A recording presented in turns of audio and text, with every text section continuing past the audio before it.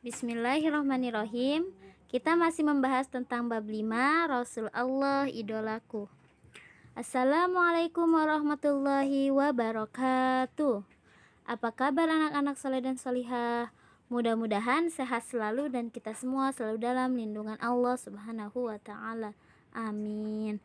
Tetap jaga kesehatannya ya semua, dan jangan lupa juga untuk tetap terapkan 3M dalam kehidupan sehari-hari, yaitu memakai masker, menjaga jarak, dan mencuci tangan agar kita semua terhindar dari virus corona. Dan jangan lupa juga untuk tetap semangat belajarnya. Sebelum memulai pelajaran, mari bersama-sama kita membaca doa terlebih dahulu ya. Berdoa mulai. Bismillahirrahmanirrahim. Raditu billahi rabba wa bil islami dina wa bi muhammadin nabiyya wa rasula. Rabbi zidni ilman warzuqni fahman waj'alni minas salihin. Alhamdulillah, kita semua sudah berdoa. Kali ini yang akan kita bahas adalah kisah keteladanan Nabi Muhammad Sallallahu Alaihi Wasallam. Nabi Muhammad adalah nabi terakhir yang Allah Subhanahu wa Ta'ala utus ke dunia.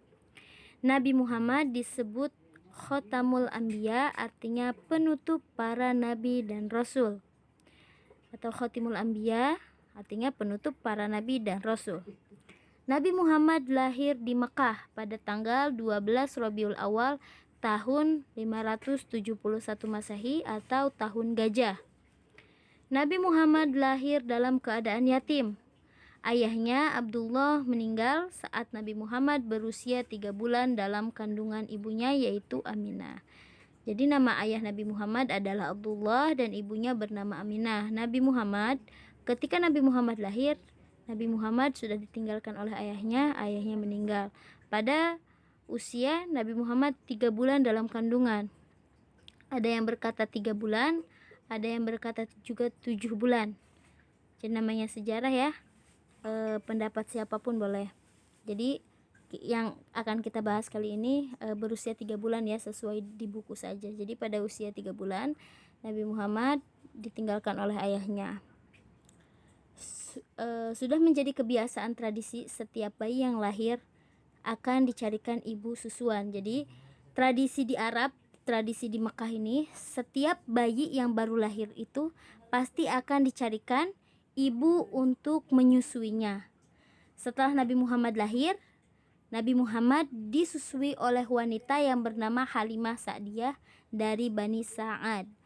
Jadi Nabi Muhammad sesuai adat yang ada di Arab, jadi ketika bayi lahir itu tidak disusui oleh ibunya, tetapi mencari ibu yang akan menyusuinya. Nah, Nabi Muhammad disusui oleh Halimah Sa'diyah.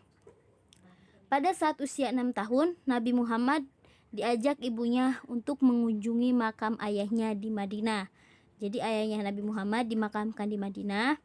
Dalam perjalanan pulang, ibu Nabi Muhammad jatuh sakit, kemudian wafat. Jadi setelah mengunjungi makam ayahnya, kemudian dalam perjalanan pulang ibu Nabi Muhammad sakit, lalu kemudian wafat. Pada usia Nabi Muhammad 6 tahun, ibunya kemudian wafat. Sepeninggalan ibunya, Nabi Muhammad diasuh oleh kakeknya yang sangat menyayanginya, yaitu Abdul Muttalib. Jadi setelah ibunya meninggal pada usia 6 tahun, kemudian Nabi Muhammad diasuh oleh kakeknya yang bernama Abdul Muttalib. Pada usia 8 tahun, kakek Nabi Muhammad wafat. Kemudian Nabi Muhammad diasuh oleh pamannya, yaitu Abu Thalib.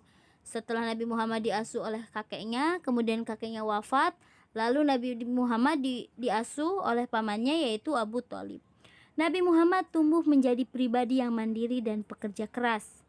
Ia membantu memenuhi kebutuhan hidup pamannya dengan ikut berdagang. Pada usia 12 tahun, Nabi Muhammad diajak berdagang ke negeri Syam, membawa dagangan Siti Khadijah. Jadi Nabi Muhammad berdagang membawa dagangannya Siti Khadijah. Karena sifat jujurnya dalam berdagang, menjadikan Khadijah jatuh hati dan akhirnya mereka berdua menikah. Karena sifat jujurnya Nabi Muhammad, akhirnya Siti Khadijah mengagumi Nabi Muhammad. Akhirnya Nabi Muhammad dan Siti Khadijah menikah. Pada usia 40 tahun, Nabi Muhammad SAW diangkat menjadi Rasul dengan ditandai turunnya wahyu yang pertama, yaitu surat Al-Alaq ayat 1-5. Jadi Nabi Muhammad diangkat menjadi Nabi dan Rasul itu pada usia 40 tahun dengan ditandainya turun wahyu yang pertama, yaitu surat Al-Alaq ayat 1-5. Nabi Muhammad mulai berdakwah mengajak kaum kafir untuk menyembah Allah. Banyak sekali rintangan, namun karena sifat yang lembut, pantang menyerah, serta sabar, maka Islam berkembang sangat pesat hingga saat ini. Jadi karena sifat lembut serta sifat pantang menyerah Nabi Muhammad, Islam berkembang sangat pesat sampai saat ini. Nah, untuk tugas hari ini yaitu mengisi soal yang telah disediakan di Google Form ya semuanya. Sekian yang dapat Ibu sampaikan. Tetap semangat semuanya, tetap jaga kesehatan. Assalamualaikum warahmatullahi wabarakatuh.